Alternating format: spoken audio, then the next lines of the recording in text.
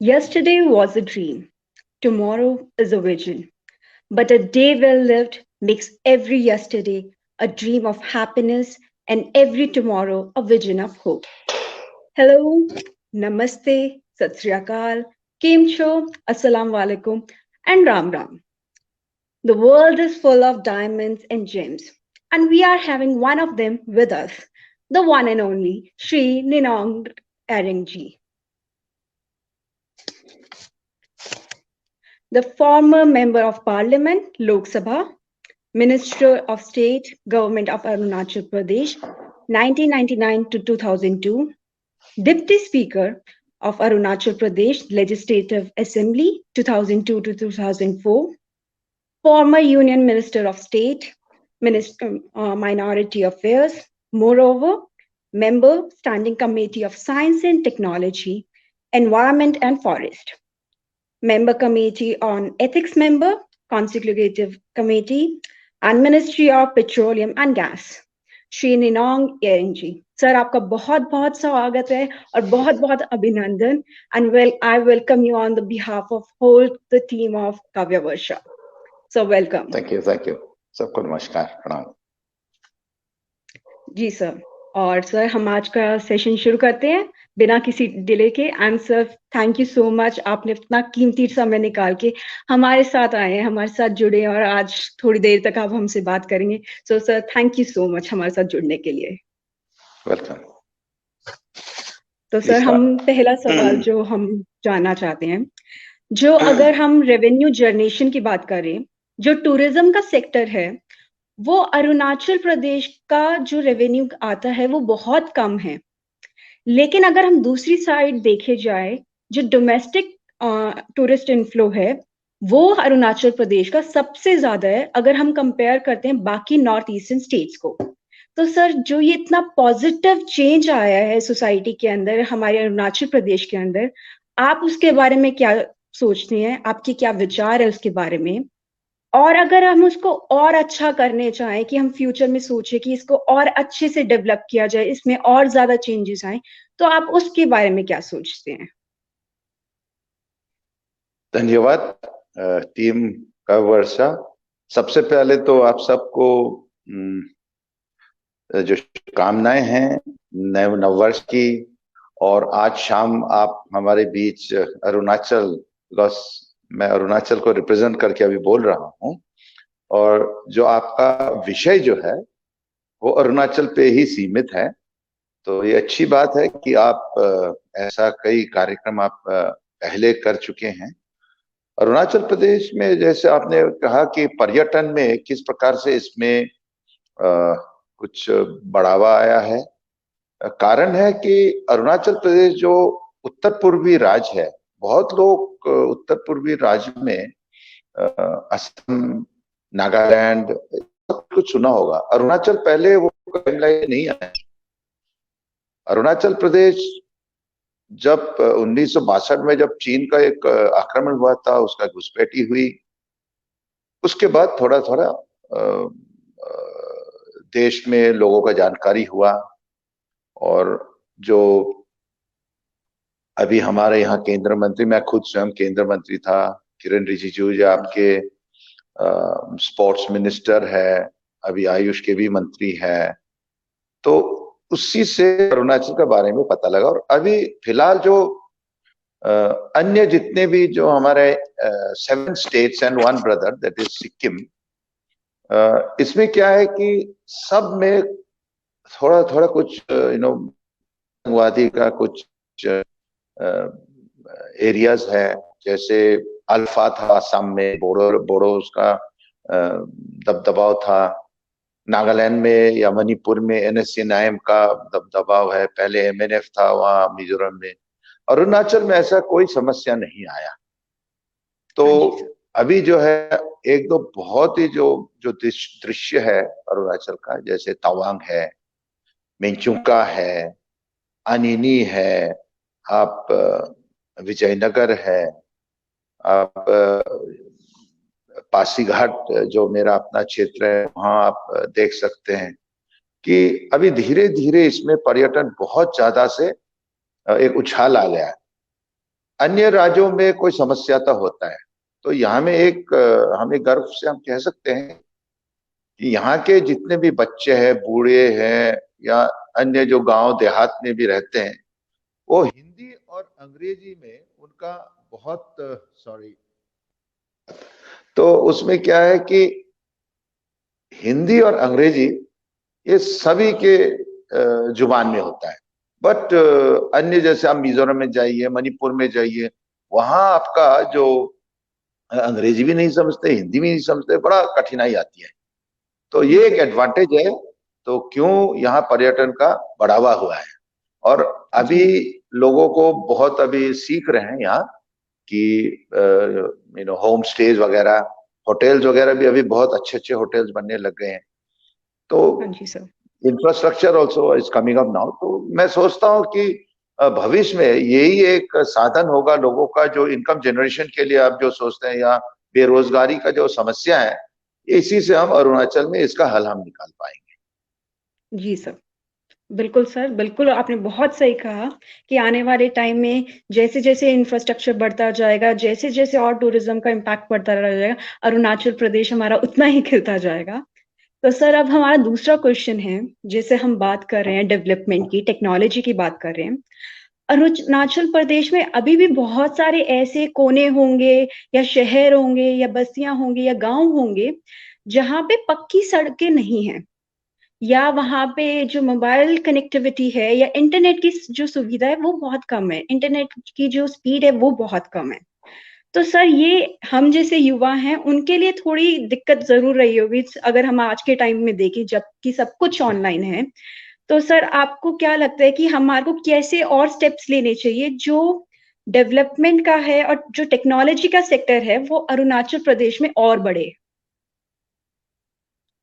तो इसके बारे में आप क्या सोचते हैं सर? नहीं, इवन ड्यूरिंग दिस कोविड, जो कोविड के समय में, जो कोरोना वायरस के समय में भी ये जो हमारा महामारी हुई थी, हमारे स्कूल्स जो बहुत ही दूर दराज इलाके हैं, वहां तब जी भी सर। उनको चलना पड़ा, क्योंकि उनको तो इंटरनेट का कोई सुविधा ही नहीं था। जी तो सर। रिस्क लेना पड़ा सरकार को। मैं हमारे आदरणीय मुख्यमंत्री श्री पेमा खांडू जी है, वो हमारे बीजेपी की सरकार है, मैं तो कांग्रेस का हूँ, लेकिन फिर भी जी उनको सर। हम तारीफ करते हैं और उनका हम समर्थन करते हैं कि काफी हमको रिस्क लेना पड़ा। बच्चों को बहुत पहले से पढ़ाने हम विद्यालयों में, स्कूलों में, उसका शुरुआत बहुत पहले से हो गया था, क्योंकि हमारे वहाँ रोड्स नहीं है और कनेक्टिविटी नहीं। अभी जी हाल सर। ही में आप सुना होगा कि यहाँ 5 लोग जन को किडनैप कर गया था, उनका जी सर। अगवा हुआ था, तो चीन उनको ले गया। तो उन इलाकों में जैसे नाचो है,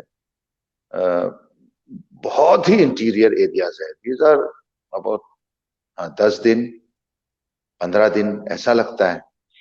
तो आप सोच सकते हैं कि हमारा बहादुर जो जवान है, वहां किस प्रकार जी से सर। वहां हमारा देश का रक्षा करके वो वहां तैनात होते हैं। तो लेकिन उनका रोड्स नहीं है, इंफ्रास्ट्रक्चर का, ये हमारे कमजोरी है। लिमिकिंग ताकसिंग जैसे जगह है अभी, चीन ने वहां से वो अपना कम से कम 100 घर बनाए वहां अरुणाचल के टेरिटरी में। तो उसका कारण था कि हमारे यहाँ इंफ्रास्ट्रक्चर नहीं था, रोड नहीं था, मोबाइल कनेक्टिविटी नहीं था। 3 साल पहले हमारे बीसिंग एरिया में रोड्स कम से कम 2 किलोमीटर अंदर आ गया था चीन का। तो वहां के हमारा अच्छा। बस्ती के लोग गए वहां, उनका वो बुलडोजर लोग को, बुलडोजर्स है, फिर ट्रक्स है, उनको सब वो हथौड़ा से तोड़ना पड़ा या उनको भगा खदेड़ना पड़ा। तो इंडियन आर्मी करीब 1 हफ्ते बाद आया। तो इतना इंटीरियर एरियाज है और वहाँ कोई रास्ता का कोई सुविधा ही नहीं। जी तो सर। इसी से अभी जो अ, चीन का जो आक्रमण का जो उसका वो मंशा है, अरुणाचल प्रदेश को ऐसे भी कहते हैं कि this is part of south Tibet. तो हम कभी भी चीन के साथ हमारा रिश्ता नहीं था, हम भारतीय बिल्कुल हैं। सर। हमारा यहाँ सबके जवान जुबान में जय जवान, भारत माता की जय है। तो हम पैट्रनिज्म में कहेंगे तो शायद अरुणाचल को वो सबको पीछे छोड़ जाएंगे, क्योंकि जब हम बिल्कुल सर। किसी से बिल्कुल। मिलते भी हम जय हिंद कहते हैं। तो वो जी एक सर। कारण है। बट फ्रैंकली स्पीकिंग, जो कनेक्टिविटी अभी, मैं जब केंद्र में था, अ, जब मैं एक सांसद के रूप में भी था, इस कनेक्टिविटी विषय मैंने हर बार इसको उठाया, इस मुद्दा को। और अभी भी अफसोस की बात है कि अरुणाचल में जो अन्य जो प्राइवेट कंपनीज हैं, हम तो रिक्वेस्ट करते हैं और इनवाइट भी करते हैं कि आप लोग जाइए, वहां भी लगाइए, क्योंकि हम भी भारत के नागरिक है, लोगों को वहां भी वो संपर्क में वो रहना चाहते हैं। लेकिन क्या है कि यहाँ जो डेंसिटी ऑफ पॉपुलेशन वो बहुत कम है। तो जी जो सर। आप चैनल है वही कोशिश करती है, वो अपना सरकारी चैनल है या लिंक है। तो बट अदर जैसे वोडाफोन और रिलायंस और ये जितने भी हमारे एयरटेल है, वो नहीं आना चाहते, बिकॉज उनका तो मतलब है सिर्फ एक कमर्शियल वे से उनको आगे बढ़ना है। जी सर। तो ये हमारा कुछ समस्या है, some you can say bottlenecks are there. लेकिन स्पेशली जो डिजिटल इंडिया जिसको कहते हैं, वो काफी उसमें समय लगेगा। हम अपना जो आदरणीय प्रधानमंत्री जी को हम जरूर उनसे हम शुक्र गुजारिश है कि हमारा हम शुक्रिया उनको हम अदा करते हैं कि उन्होंने कम से कम जो बीएसएनएल के टावर्स को दूर दूर दराज इलाकों में पहुंचाने की कोशिश की है। लेकिन उनका जो डिजिटल इंडिया का सपना है, वो अरुणाचल में अभी भी उसमें पहुंच थोड़ा दूर है। जी सर। और जैसे अभी हम आपने पेट्रोटिज्म की बात की कि अरुणाचल प्रदेश की, जब आप मेरे को, जैसे जब हम लाइव जाने से पहले हमारी बात हुई थी, तो आपने भी मुझे सबसे पहले जय हिंद बोला था। तो उससे हमारे को पता लग गया था कि अरुणाचल प्रदेश किसी भी कोने में या किसी भी चीज में पीछे नहीं है। बिल्कुल सर, आपने बिल्कुल सही कहा। और हम उम्मीद करते हैं कि आने वाले टाइम में डिजिटल इंडिया की जो इमेज है वो अरुणाचल प्रदेश से जरूर झलके। तो सर, धन्यवाद। अब हम आगे बढ़ते हैं। हमारा तीसरा क्वेश्चन ये है, अब हम बैंकिंग सेक्टर और थोड़ा फाइनेंस सेक्टर में चलते हैं। जो सर क्रेडिट डिपॉजिट रेशियो है बैंक का, वो 30 है, लेकिन जो हमारे नॉर्म्स हैं वो 60 होने चाहिए, उसके आधे हैं। तो सर, आपको क्या लगता है कि यह ये किस वजह से है? मतलब ये तो हम कह सकते हैं कि वहां पे आज भी अवेयरनेस की बहुत कमी है। अगर हम देखें कि जो हमारी यूथ पावर है वो बहुत काम कर रही है अवेयरनेस स्प्रेड करने के लिए। जैसे अगर मैं एक ऑर्गेनाइजेशन का एग्जांपल दूं, एनएसएस, मैं एनएसएस की वॉलंटियर रही हूँ। जो हाँ एनएसएस है, बिल्कुल। नेशनल सर्विस स्कीम, राष्ट्रीय सेवा योजना, वो दिन रात काम कर रही है हर जगह अवेयरनेस स्प्रेड करने के लिए। चाहे वो रैलीज हो, चाहे वो अवेयरनेस कैंपेन्स हो, या लेक्चर्स हो, या डोर टू डोर सर्वे हो। तो आपको क्या लगता है कि एक यूथ का कितना बड़ा पार्ट है अवेयरनेस क्रिएट करने में अरुणाचल प्रदेश का? आप जरूर बताएं हमारे को। हाँ, युवा शक्ति जो है वो हमारा भविष्य है। हम युवा पे ही हम भरोसा रखते हैं। और खासतौर बैंकिंग सेक्टर का आप जब बात करेंगे, यहाँ में वो जागरूकता में थोड़ा कमी है। बैंक्स भी इतना उनका जो पॉजिटिवनेस है उसमें भी थोड़ा शायद कमी है, इसलिए शायद लोगों को बैंकिंग सेक्टर में इतना बढ़ावा हम नहीं दे पाए हैं। ऑफ कोर्स, जब आप बैंक्स का बारे में करते हैं तो स्पेशली हमारा जो बहुत इंटीरियर एरियाज है, वहाँ बैंक्स का भी पहुंच नहीं हो पाता है ना। जैसे आपने कहा कि यातायात का समस्या है, तो बैंक्स को भी वहां जाना थोड़ा मुश्किल, कठिनाई है। और जो जैसे ईटानगर है, पासीघाट है, तेजू है, तवांग है, बोमडिला है, दीज आर मेन टाउन्स। तो इन शहरों में तो बैंक्स तो चल रहे हैं, बहुत कम बैंक्स हैं हमारे यहाँ। और ईटानगर में और पासीघाट में ही जो है, at least we have this Bank of Baroda और स्टेट बैंक ऑफ इंडिया या एक्सिस बैंक या एचडीएफसी, तो ये बैंक्स है। बट विलेजेस में जाएंगे तो स्टेट बैंक भी नहीं है। तो नेचुरली लोग क्या करते हैं, तो बैंक से उनका कोई संबंध ही नहीं रहता। और जो रूरल बैंक्स है वो भी नहीं पहुंच पाती, क्योंकि रूरल बैंक्स को क्या होता है, उनको पैसा रखने के लिए तो उनको एक जगह चाहिए। तो when you are about 100 kilometre जाना पड़ता है, 200 किलोमीटर दूर जाना पड़ता है, तो बैंक्स का भी उनका वो लीड बैंक जो होता है वो उसके पास नहीं होता। तो दिस इज वन रीजन। हमारा यहाँ जो टारगेट, इफेक्टेड टारगेट है, उसको हम नहीं रख सकते हैं। बट इन फ्यूचर जब यातायात होगा, लोगों में कॉन्शियसनेस आएगी, जैसे अब एक एग्जांपल मैं दूंगा, विजयनगर। जी सर। विजयनगर अभी भी आज के दिन भी इट टेक्स 6 दिन लगते हैं उसको, वो भी रास्ता नहीं, नदी नदी पहाड़ से जाके जाना पड़ता है। तो वहां में हमारे जवान हैं, हमारे 1962 के जो युद्ध में वहां के आर्मी के फैमिलीज हैं, तो उनको जमीन दिया गया है, तो वहां रहते हैं। लेकिन अब 6 दिन का फुट मार्च में आप कैसा करके हम बैंक का सुविधा देंगे, कैसा करके उनको हम लोग जागरूक करेंगे कि भाई आप आपका जो जितने भी फाइनेंशियल जो ट्रांजेक्शन है थ्रू बैंक्स करिए। तो इसमें हमारा डिजिटल इंडिया भी फेल हो जाती है। तो अरुणाचल ऐसा जगह है, आप हट के बोलना पड़ेगा, जो भारत के जितने भी अन्य जिले हैं या हमारे राज्य है, उससे हमारा अरुणाचल प्रदेश थोड़ा सा अलग है, और उसको कुछ समय देना होगा पूरा जो मेन स्ट्रीम भारत के साथ जुड़ने के लिए।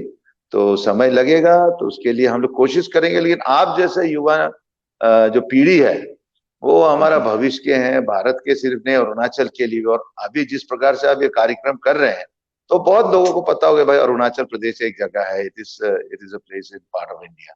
सो we are very thankful to all of you also. बहुत आपको हम धन्यवाद देते हैं, आपने इस कार्यक्रम को रखा है। जी sir, thank you so much sir. Next आप क्वेश्चन जैसे प्लीज। लोग हैं जो हमारे को सपोर्ट करते हैं और जिसकी वजह से हम आगे बढ़ रहे हैं, तो सर थैंक यू तो हमें आपको बोलना चाहिए। चलो सर, हम अब आगे को चलते हैं। तो अब हमारा फोर्थ क्वेश्चन सर ये है, जैसे हम जानते हैं नॉर्थ ईस्टर्न रीजन जो हमारे इंडिया का है वो बहुत ही प्यारा है।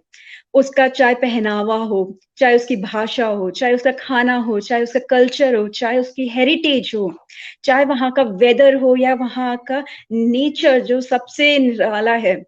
तो सर इतनी सारी खूबियां होने की जगह, मतलब एक नॉर्थ ईस्टर्न पार्ट है जिसमें हर चीज एक से बढ़ के एक है, लेकिन उसमें आज भी उतनी अटेंशन नहीं मिल रही उस पार्ट को जितनी मिलनी चाहिए। मेरे हिसाब से अगर कोई मुझसे पूछे कि आपको वेकेशन में कहाँ जाना है, तो मैं बहुत बताऊंगी मुझे मिजोरम जाना है, मुझे नागालैंड जाना है, मुझे अरुणाचल प्रदेश जाना है, बिकॉज वो इतना खूबसूरत है।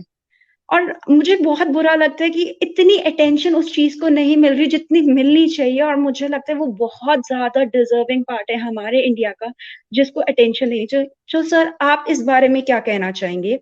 और दूसरा सर, इसमें अब जो हमारे भारत में एक नया आइडिया चल रहा है वोकल फॉर लोकल, कि जो हमारे लोकल बिजनेसेस हैं उनको सपोर्ट किया जाए, जैसे हैंडलूम्स हो गए, क्राफ्ट हो गए, इन सब की डेवलपमेंट होनी चाहिए, इन सबको पॉपुलर करना चाहिए। बिकॉज अगर किसी चीज का लोकल एरिया का कोई प्रोडक्ट फेमस हो रहा है, उससे वो पूरा पार्ट, उसका रीजन, पूरी स्टेट फेमस हो रही है। तो सर आप इस बारे में क्या कहना चाहेंगे? और इसमें जो यूथ की डेवलपमेंट है वो इस आइडिया को कैसे लेके जा रही है, आप इस बारे में क्या सोचते हैं सर?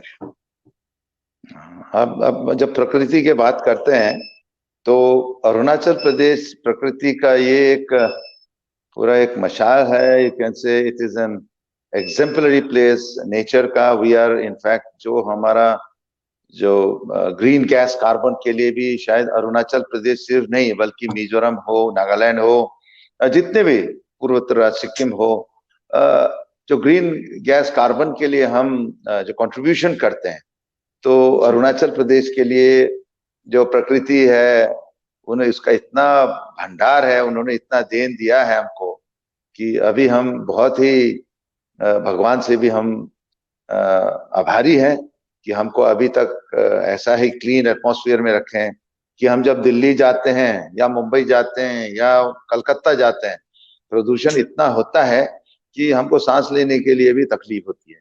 लेकिन यहाँ जब अरुणाचल में आप आएंगे और आप जैसे बच्चे आते हैं, तो हम बहुत खुश होते हैं कि भाई कम से कम the message goes back to the rest of India. अन्य जितने भी भारत के अलग अंग है, वहां तक हमारा अरुणाचल प्रदेश या नागालैंड, मिजोरम, मेघालय के जो सुंदरता उसका आप वहाँ दर्शाते हैं, तो हमको बहुत खुशी होती है। इनफैक्ट शायद आप इतना बोल रहे हैं लेकिन अभी तक आप आए नहीं है। आप जरूर तवांग आइए, आप मेचुका बिल्कुल आइए, सर। और वहां का आप जो लुत्फ लीजिए। मेरा नंबर आपके पास तो होगा ही, उसमें आप जरूर कॉल कीजिएगा।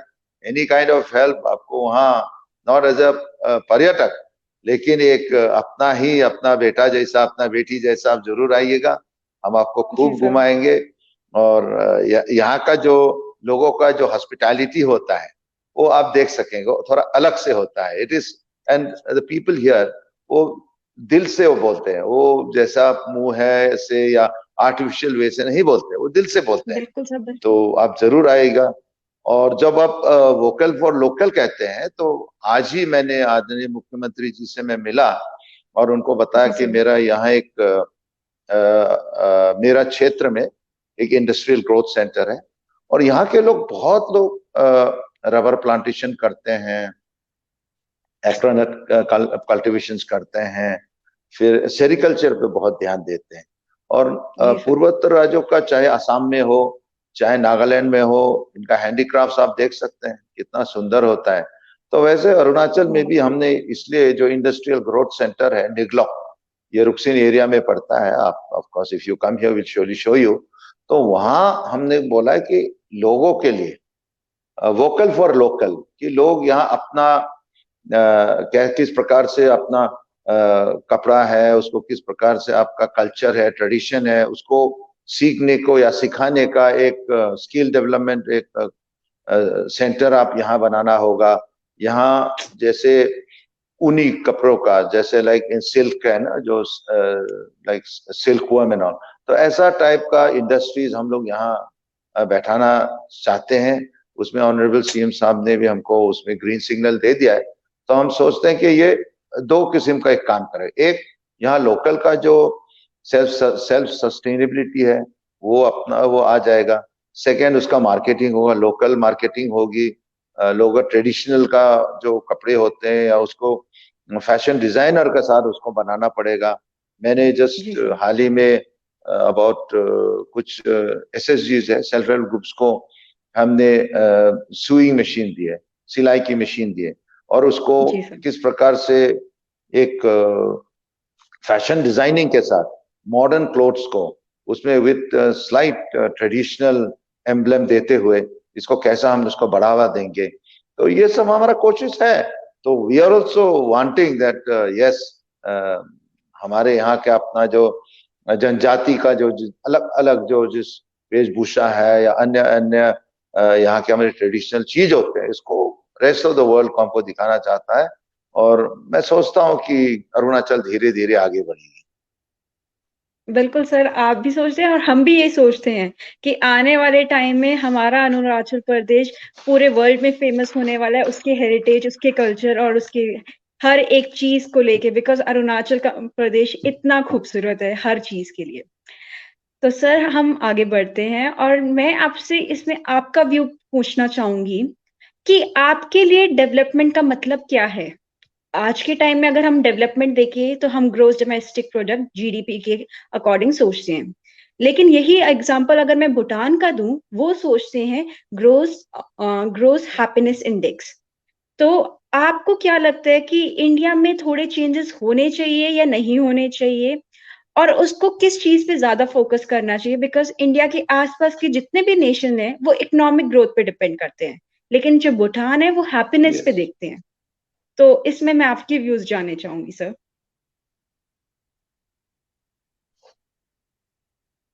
हाँ, मैं आपको इसमें एक विशेष प्रकार का एक देश है। वहां तो कुछ प्रोडक्शन तो होता ही नहीं, जी लेकिन सर। फिर भी जिस प्रकार से उन्होंने नदियों को उसमें के द्वारा अपना जो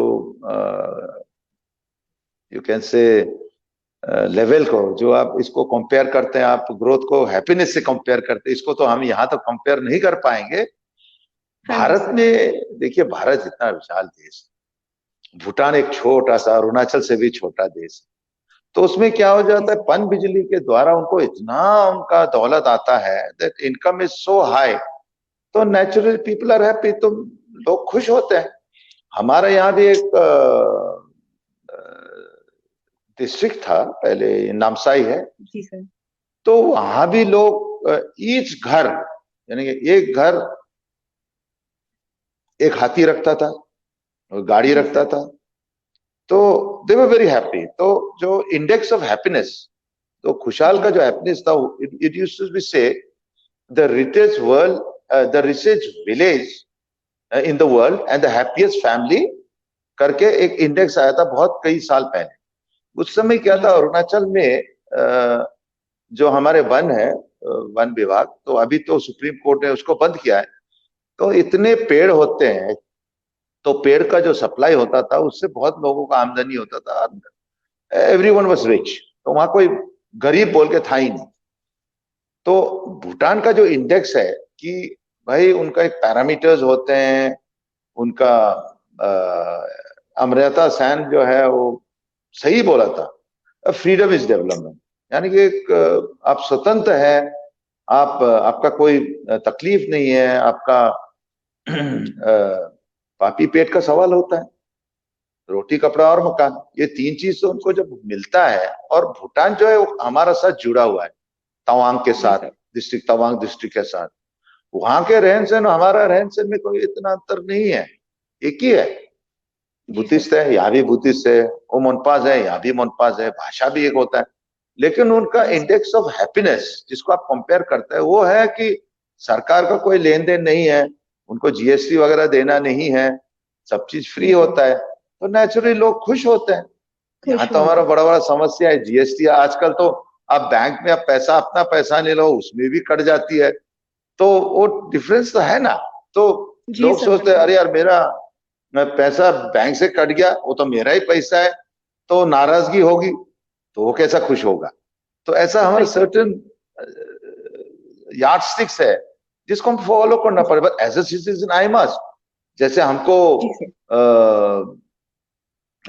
सपोज हमारा यहाँ तो even income tax is not there, लेकिन सब लोगों को जो टैक्स पेयर है उनका पॉकेट में जब होता है ना, चोट लगता है, तो लोगों को तो चिंता होना पड़ता है, चिंताजनक चीज होता है।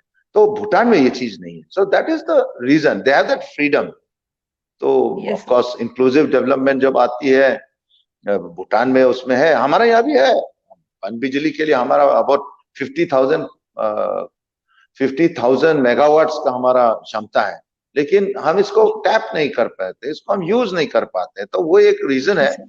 युवा पीढ़ी को आना चाहिए, समझाना है युवा को। ठीक है, एनवायरनमेंट केसेस है, पर्यावरण वाला इश्यूज भी है, लेकिन फिर भी हमको आगे तो बढ़ना है। और जब तक हमारा पास पॉकेट खाली होता है तो हम तो भाई दुखित रहेंगे ना। तो पब्लिक का वही डिमांड है। नहीं सर, मैं बिल्कुल एग्री कर रही हूँ आपसे बात से। और जो आपने डिफरेंसेस बताए हैं दोनों के बीच में, मैं उस चीज पे बिल्कुल एग्री कर रही हूँ। बिल्कुल सर, आपने सही कहा। धन्यवाद। अब हम बात करते हैं जैसे जो अरुणाचल प्रदेश का हेरिटेज है, जो उसकी भाषा है, उसे अच्छे से एक्सप्लोर करने में, मतलब गहराइयों में जाने के लिए हमारे को अभी वक्त लगेगा। उसे डॉक्यूमेंटेशन करने पे, उस पर रिसर्च करने पे अभी उसमें थोड़ा सा समय लगेगा। लेकिन जब ये सब हो जाएगा, जो फ्यूचर जनरेशन है हमारी, जब वो आएगी, वो इस चीज को एक्सप्लोर करेगी, आगे बढ़ेगी, इसको देखेगी, तो आपको क्या लगता है उनका इम्पैक्ट कैसा बदलेगा, उनका माइंडसेट कैसा बदलेगा इसको? यहाँ अरुणाचल प्रदेश में करीब मेजर ट्राइब्स, जो मेजर जनजाति है, वो कम से कम 24 है, और करीब 100 छोटे छोटे जनजाति है। तो आप इमेजिन कर सकते हैं इसको डॉक्यूमेंटेशन करना या एक लैंग्वेज पे लाना। जैसे खासीज है मेघालय में, वो एक खासी भाषा बोलते हैं, सभी बोलते खासी जी। आप मिजोरम में जाएंगे तो मिजो बात करते हैं, नागालैंड जाएंगे तो नागामीज बोलते हैं, असम में जाएंगे तो असमीज बोलेंगे, बंगाल में जाएंगे तो बंगाली बोलते हैं।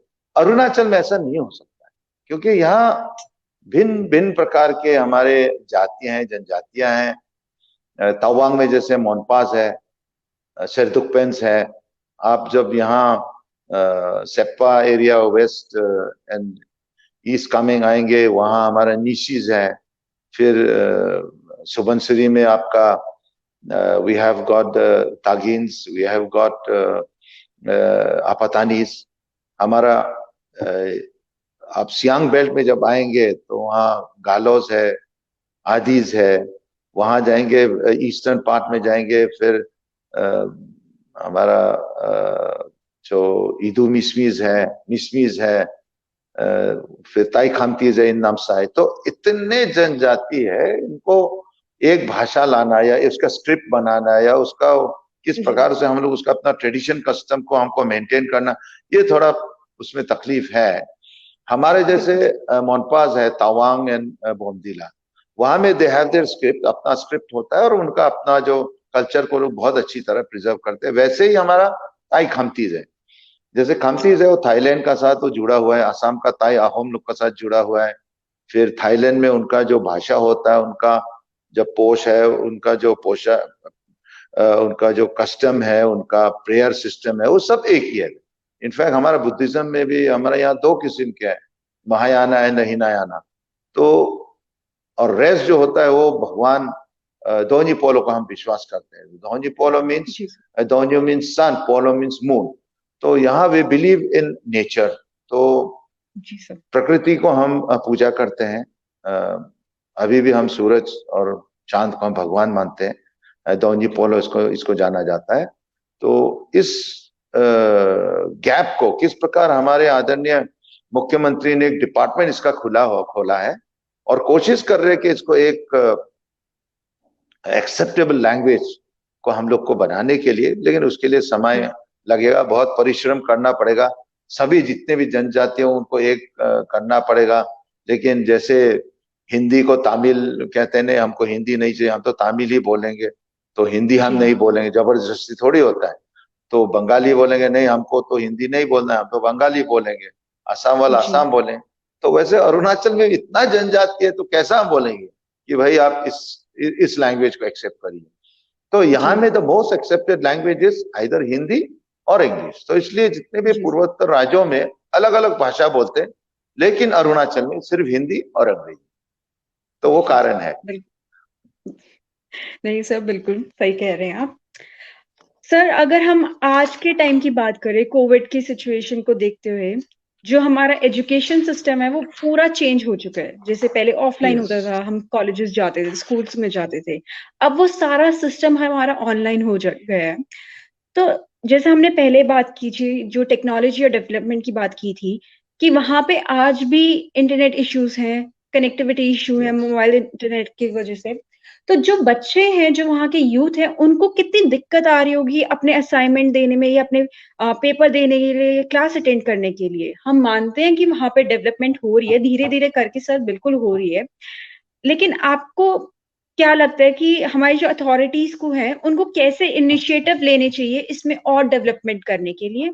और दूसरा, जो हमारा यूथ है, उन्होंने क्या कैंपेन्स चलाए, क्या प्रोग्राम्स रखे अवेयरनेस क्रिएट करने के लिए वहां पे? तो सर, इसके बारे में मैं थोड़ा जानना चाहूंगी आपसे। आपका जो प्रश्न है वो बहुत ही सेंसिटिव है, जी सर। क्योंकि इस जो महामारी के समय में जो जिस प्रकार से आपने कहा कि ऑनलाइन क्लासेस होना पड़ा, और उसके बाद लोगों को जो एसओपीस को उसको मान के चलना पड़ा। लेकिन अरुणाचल में क्या हुआ कि अभी तो ऑलरेडी घोषित हो गया, ऑफिशियली घोषित हो गया कि स्कूल्स में स्टार्ट फ्रॉम 1 फरवरी, फरवरी 1 तारीख से शुरू होना है। जी। तो रिस्क रिस्क तो हमको लेना ही पड़ेगा ना, बिकॉज वो डिस्पैरिटी हो रहा था। किसी को ऑनलाइन का सुविधा हो रहा है और अन्य बच्चे जो है गांव में है, दूर दराज इलाके के, वो उनको कुछ पढ़ाई नहीं हो रहा है। तो बिल्कुल।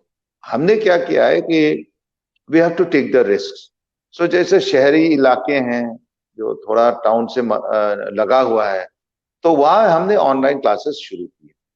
लेकिन जितने भी वो गांव में है, उनको हमने एक रिस्क लिया और उनको पहले से हमने इसको शुरू कर दिया कि भाई क्लासेस उनका चलना पड़ेगा।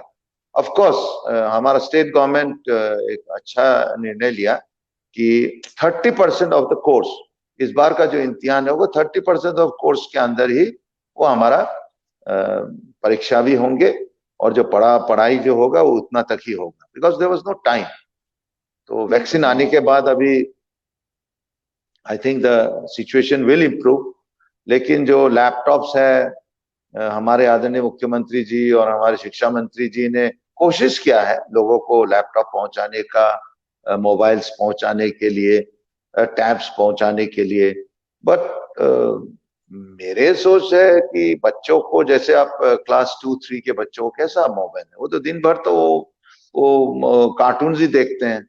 और हमारे जितने भी 10-12 के बच्चे आ गए लैपटॉप्स लेके, सॉरी ये मोबाइल फोन्स लेके, वो तो सिर्फ वो मूवीज देखते हैं, तो वो तरह भटक जाते हैं। मैं तो ऐसा सोचता हूँ, तो इसलिए ऑनलाइन ऑनलाइन क्लास को तो मैं I don't encourage now, at least at this juncture, because town शहर में लोगों पेरेंटल गाइडेंस है। यहाँ तो हमारा गाइडेंस नहीं है। माँ पिताजी वो तो चला जाता है खेती में या अपना वो व्यवसाय में जाते हैं, तो बच्चे जो होते हैं देर विद द मोबाइल्स, तो दिन भर क्या करेंगे, पढ़ाई जो करना था कर लिया, ऑनलाइन क्लास करना कर लिया, उसके बाद तो शरारती करेंगे बच्चे, तो बच्चे हैं। तो ये एक समस्या हो गया था। और गरीबी के विषय में आप जो बोलेंगे कि अरुणाचल प्रदेश अभी भी एक गरीब स्टेट है, लोगों को सबको लैपटॉप्स मोबाइल्स पहुंचाना भी बहुत मुश्किल थी। तो अभी ये पीरियड तो ओवर हो गया and now regular classes will start. अभी जितने भी शिक्षकों को भी, अध्यापकों को हमने बोल दिए कि वो अपने अपने स्कूल्स पे जाएं, और अभी से रेगुलर क्लास फरवरी 1 तारीख से हम इसको शुरू करेंगे। जी सर। और सर जैसे आपने बताया 30% जो कोर्स होगा इस बार वही होगा एग्जाम्स के अंदर, वो काफी अच्छा इनिशिएटिव है सब बच्चों के लिए जिनके पास कनेक्टिविटी इश्यू स्ट्रांग भी है और जिनके पास थोड़े एरियाज में थोड़े कम भी है, तो उनके लिए 30% करना it's a very good step sir, बहुत बढ़िया बात है। और अब हमारा जो नेक्स्ट क्वेश्चन है, ये क्वेश्चन जब मेरे पास मैंने इसको पढ़ा देखा था, मैं खुद इतनी ज्यादा खुश हुई थी। और मुझे लगता है ये सिर्फ अरुणाचल प्रदेश के लिए गर्व की बात नहीं है, पूरे इंडिया के गर्व की बात है कि अरुणाचल प्रदेश खुद वो एक लौती स्टेट है जिसके अंदर फीमेल रेशो मेल से ज्यादा है। पूरी कंट्री में एक अरुणाचल प्रदेश ऐसी है। तो सर ये तो बहुत ही बड़ी बात है। वहां पे रेशो है 1084 फीमेल्स बॉर्न पर 1000 मेल्स। तो सर मैं इसको तो थोड़ा डिटेल में जरूर सुनना चाहूंगी आपसे कि अरुणाचल प्रदेश की गवर्नमेंट ने ऐसे क्या किया था कि इतना माइंडसेट चेंज किया, पर्सपेक्टिव चेंज किया, क्या कैंपेन्स लगाए, और इस चीज को देख के जितने भी बाकी स्टेट के मेंबर्स हमारे देख रहे होंगे इस काव्य वर्षा के प्लेटफॉर्म से, उन सबको कैसे इंस्पिरेशन मिले कि उनके स्टेट्स में भी ये डेवलपमेंट आए, ये सबसे बड़ी बात है सर, बहुत बड़ी बात है। तो मैं आपको भी कॉन्ग्रेचुलेट करती हूँ इस चीज के लिए। धन्यवाद। धन्यवाद। हमारा अरुणाचल जो है वो मेघालय जैसा नहीं है। मेघालय तो इट इज अ मैट्रिकल सोसाइटी, वहाँ वुमेन एम्पावरमेंट का जरूरी नहीं होता क्योंकि women is head of the family वहाँ।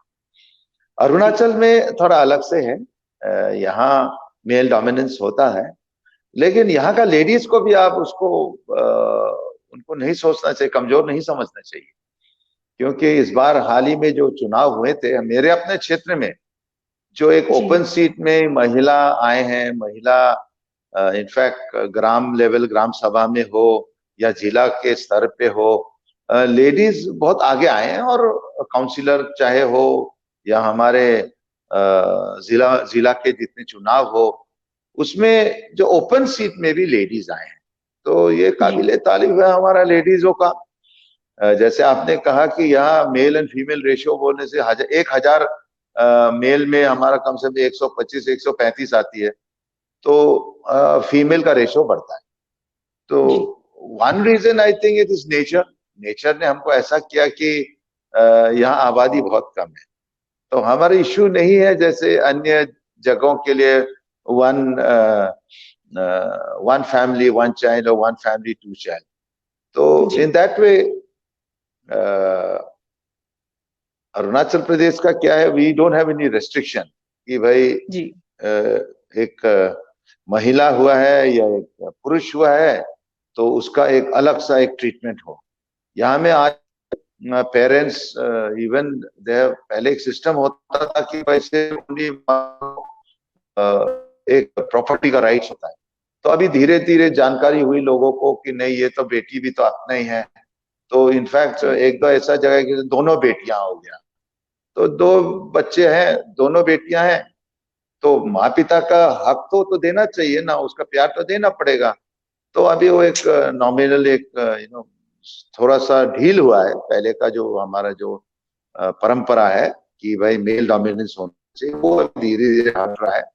और हम चाहते हैं कि जो अपना डॉटर्स है, अपना बेटियां हैं, उनको भी एक ही हक होना चाहिए जैसा हमारा अपना लड़का का। तो ये कारण है शायद जो रेशो को, फीमेल रेशो का बढ़ा हुआ हो गया है। And it is God bless that इस कारण से अरुणाचल प्रदेश का एक बहुत शानदार और सुखी एक राज्य हो गया है। और यहाँ जो वुमेन एम्पावरमेंट है उसको एक इक्वल स्टेटस दिया गया है, and specially to the ladies, and specially even there, even in the rest of our country, जितने भी हमारे सारे देश में और जो लोग हमको अभी देख रहे हैं, मेरा यही मेरा आग्रह है कि महिला को एक इम्पोर्टेंस, एक उसको एक माँ का रूप में, एक बहन का रूप में, एक नो एक बेटी का रूप में देख के उनको सबको बढ़ावा देना होगा, इक्वल राइट्स देना होगा। इट इज नॉट नेसेसरी, हम जो देखते हैं एक्सपीरियंस से भी, जो बेटा होता है वो अब जब वो उम्र में आ जाता है, बूढ़ा बूढ़ी को इतना खैर खैर ख्याल नहीं करते, और लेकिन जो अपना बेटी है वो अपना जो माँ पिताजी को ज्यादा प्यार देता है। तो नेचुरली तो यहाँ अरुणाचल में इसलिए we take it that way कि भाई the daughters will look after us, the sons won't be looking after us, तो वो वाला इश्यू भी है। जी सर, बिल्कुल तो सर, वही जैसे है आपने इश्यू। विमेन एम्पावरमेंट के बारे में बोला, अरुणाचल प्रदेश तो जीता जाता एग्जाम्पल है विमेन एम्पावरमेंट का। तो सर ये तो बहुत बड़ी बात है। एंड आपने जो इनिशिएटिव लिए, जो अरुणाचल प्रदेश की गवर्नमेंट ने जो इनिशिएटिव्स लिए हैं सर, वो तो बहुत बड़ी बात है। तो और सर जैसे हमने आपसे बात की, यहाँ पे मेरा एक खुद का सवाल होगा आपसे कि आपने पॉलिटिक्स में आने का कैसे सोचा? मतलब आपको क्या इंस्पिरेशन मिली, या क्या था आपका रीजन कि आपने सोचा कि मैं किसी और फील्ड में नहीं जाऊंगा, मैं पॉलिटिक्स में जाके एक बेहतरीन वाला थोड़ा परिवर्तन लेके आऊंगा अपने अरुणाचल प्रदेश में? आपका क्या रीजन था सर? मुझे बहुत मन है आपसे जानने का।